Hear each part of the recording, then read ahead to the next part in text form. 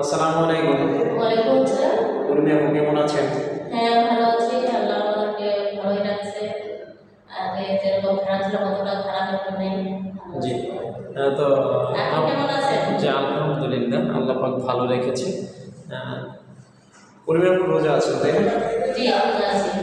তো উর্মি আপু, আমি আপনার কাছ থেকে জানতে চাচ্ছি যে আসলে আপনি যখন ঢাকায় চলে আসার পরে আপনি থাকার মতো কোন জায়গায় আয়সা উঠলেন, আর কীভাবেই বা আপনার এই যে সময়গুলো, দিনগুলো, রাতগুলো কাটালেন? আসলে রাস্তায় না আসলে কোনো লোক আশ্রয় দিয়েছিল, সেটাও একটু জানতে চাচ্ছি আমি। আমি যখন প্রথমে ঢাকা আসি, উত্তরবঙ্গ থেকে আমি আসি। উত্তরবঙ্গ থেকে আসে আমি ঢাকা ওই কামারপাড়া নামে একটা জায়গাতে আমাদের বাস থেকে নামে দেয়। আচ্ছা, তখন তো আমি ঢাকা কি জিনিস আমি জানতাম না, বুঝতাম না। ঢাকা কি আর কোথায় কি আমি এটাও জানতাম না। যাই হোক, ওখানে আমি নামার পরে আমি অনেক সময় একটা জায়গাতেই বসেছিলাম।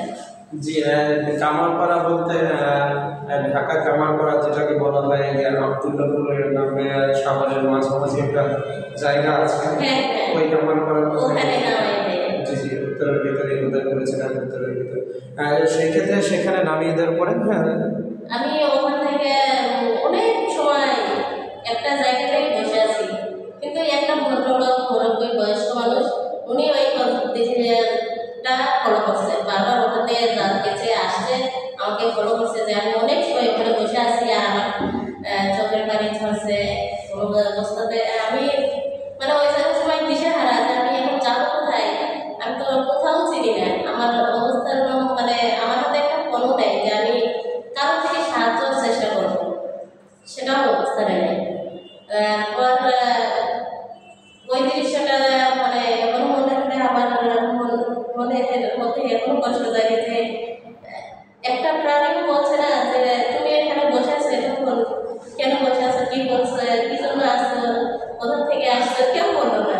মানে এমন কোনো লোক মানে ভিতর থেকে যে এটা দীর্ঘ সময় এখানে বসে আছে, হয়তো বা কারোর জন্য অপেক্ষা করতেছে, না হয়তো বা বিপদঘালী, যে আমি একটু জিজ্ঞেস করি, আবেগ প্রবঞ্চন থেকে এমন কোনো লোক আপনাকে জিজ্ঞেস করে? না, প্রশ্ন করিনি।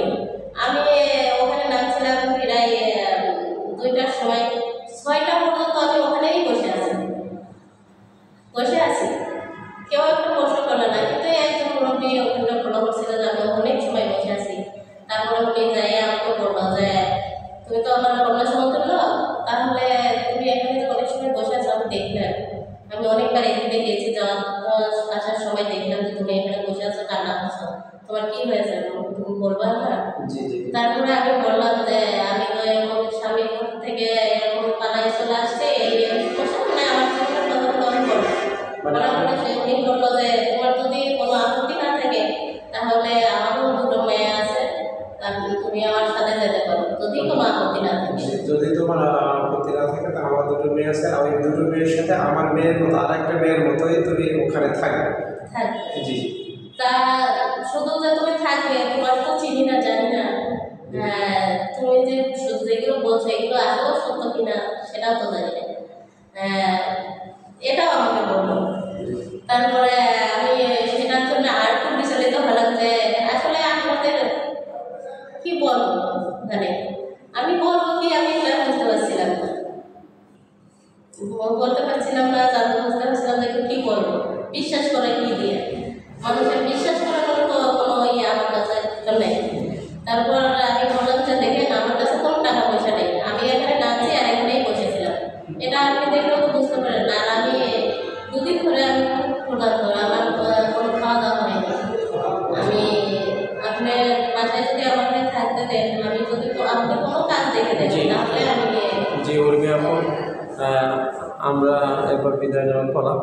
প্রিয় দর্শক, যে যেখান থেকে আমার বোনটির ভিডিও দেখছেন, যদি কারো ভালো লেগে থাকে, সেই ক্ষেত্রে আমার বোনটিকে বিয়ে করতে চান, তো আমাদের এই স্ক্রিনের চ্যানেল প্রতিপক্ষর নাম্বার দেওয়া থাকবে, সেই নাম্বারে যোগাযোগ করবেন। আমার বোনের ঠিকানা মোতাবেক আমরা আপনাকে নিয়ে যাব, সেই ক্ষেত্রে এখান থেকে বোনের মাধ্যমে বিয়ে শাদী করিয়ে আপনাদেরকে দিয়ে দেবো। সবাই ভালো থাকবেন। আসসালামু আলাইকুম।